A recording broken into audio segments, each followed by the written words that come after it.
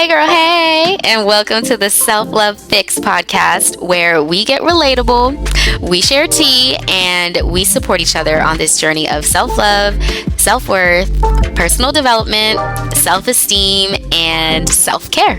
Because why wait until it's too late to start becoming the best version of ourselves? Let's start today. And I'm your host, Beatrice. So let's get into it. Hey girl, hey, and welcome back to the Self Love Fix. I am your host, Beatrice, and this week it's just me.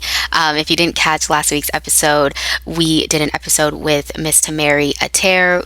I spoke with about astrology, birth charts, how astrology relates to your ego, relationships, what it can tell you about yourself, and just dispelling myths about astrology and really what actually is it. So it was a really good conversation. There was a lot of good feedback from you guys saying that you enjoyed it and you learned something new.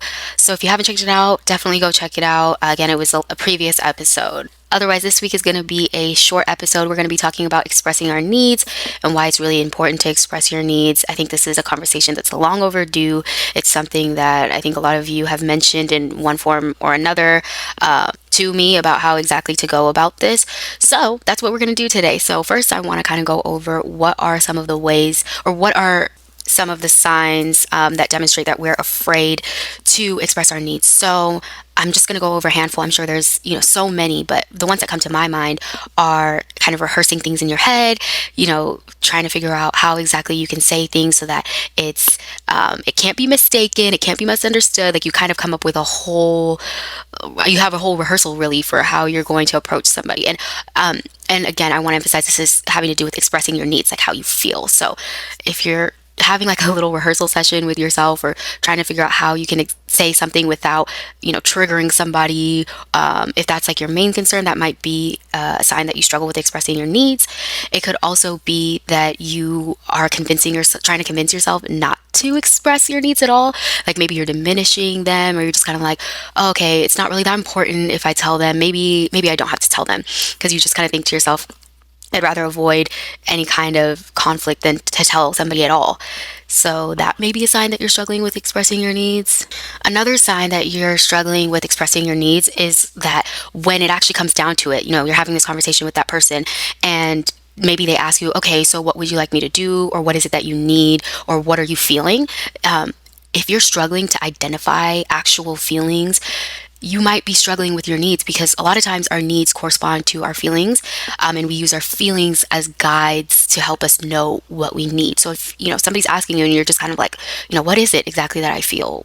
What is it that am I angry? Am I sad? Am I turned off? What is it that I feel? If you struggle with that, that could be a sign that you struggle with expressing your needs.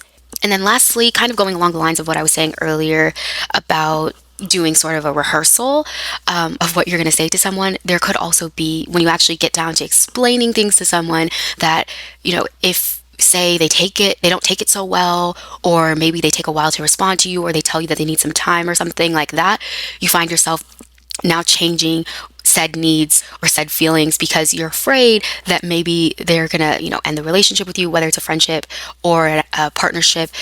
So maybe you're just like, okay, maybe I don't actually feel that way. Maybe it's okay, I can create space for whatever they feel.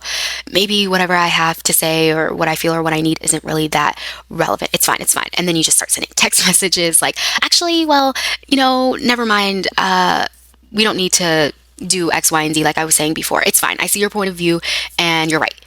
Or if you start apologizing on behalf of someone, or, apologizing for really expressing your needs, if you feel like someone's not going to take what you have to say well, that I think is also a really big sign that you might be struggling with expressing your needs. So let me give an example to illustrate it. So say you have a close friend who, maybe they don't respond to you very frequently, or they don't really check on you as much as, you check on them. And it's important to you that they would, say hey more often, or that they would respond to you when you text them instead of, leaving you hanging. Say you express that to them, that you would like for them to be more present in that way, and that it means a lot to you if they can create that space for you because X, Y, and Z, whatever your reasons are. And say maybe they get defensive and they say they can't do it.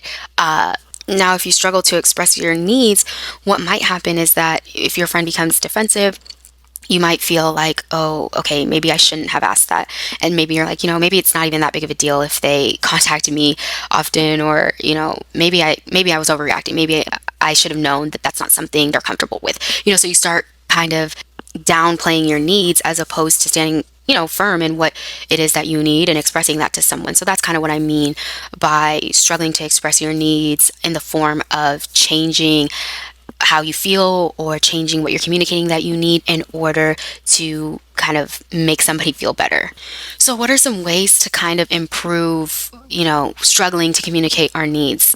I think that one of the ways we can do this is first and foremost remembering that when you express yourself, that when you said something, you said something. Like I feel like I'm always using this Nene Leakes example, but like Nene Leakes once said, I said what I said. Now, I don't necessarily agree with the context behind when she said that quote, but I like that quote because it's like, you know what? If you say something, you said it. You're pretty clear. Now, if you're not clear, somebody should be able to kind of ask you, like, I'm not really understanding. Can you clarify that? But if you said it and you said it in a clear way and like somebody just doesn't want to hear you out, well, then that's their problem. But you don't have to create an essay or a whole monologue for what it is that you're trying to communicate to someone. You can just say it in very simple language, and really the choice is up to somebody else if they want to accommodate you, they want to compromise with you, or they want to meet you all the way. That's up to them. But you don't have to bend over backwards trying to use a dictionary to try and translate what it is that you're saying. When you say something, 9 times out of 10, if you've thought about it, you're pretty clear. And again, if you're not clear, someone can always ask, I'm not really understanding what you're saying. Can you help me understand what you're saying, type thing. That's how healthy communication works, right? Another thing to remember is that if somebody does not want to meet your needs and doesn't even want to compromise with you on them, you don't have to, again, do what I was just saying before about explaining and explaining and explaining. When you said what you said, you were clear and the person made a decision. So now you have to accept that decision that they've made, and you have to decide for yourself what kind of relationship you want to have with that person moving forward. You have to decide for yourself if that's something that's going to compromise the way that you interact with them, or if you want to continue a relationship with them, if it's that serious. All these things are something that you have to decide, as opposed to trying to get the other person to try and meet you where they're refusing to meet you. You get me? And then my last tip would just be that remember that your needs are valuable and they are worthy of being upheld, and that everybody has needs. Everybody has their own unique and individual needs, and you don't need to downplay them. In fact, don't downplay them. Hold on to them. Understand though that you can't expect that everybody's going to meet your needs, and that's where again it comes in what I was saying before. You have to decide for yourself, what kind of relationship do I want to have with this person now that they're either refusing to meet my needs, or they're compromising in a way that maybe doesn't work out, or whatever the result is. You have to decide for yourself going forward what kind of relationship you want to have with that person, if it affects the relationship. If them not following your needs, following through on your needs, or acknowledging your needs is something that's going to affect your relationship. And this is going to look different for every single situation, but hopefully you can see what I'm saying about how this is something you just have to have reflection within yourself and decide, how you're going to move forward. So in short, the key here is to be solution oriented. We don't want to keep going around in circles. We don't want to be doing a merry-go-round. We don't want to do that.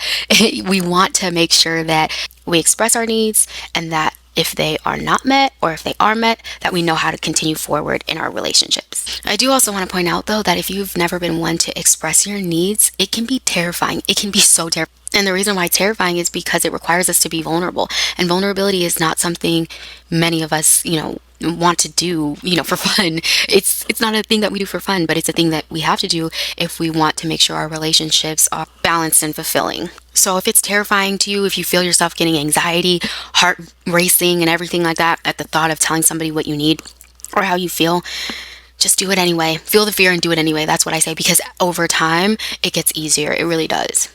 And the last thing I want to say is that people who are not willing to even compromise with you on your needs, provided that your needs don't interfere with like religious beliefs or, I don't know, moral obligations, things like that, sensible things, if they're just not willing to meet you or halfway, I don't know. And if they're getting angry at you about it, I don't know. I would really, really reconsider those relationships, because bring up your needs should never be a war zone. It should not. It should be something that is a discussion and not a conflict. So I just want to leave you with that, and I want to say thank you so much for tuning into this episode. I hope that you learned something new. I hope this was helpful for you, and yeah. So thank you so much for tuning into this week's episode, and I'll catch you next week.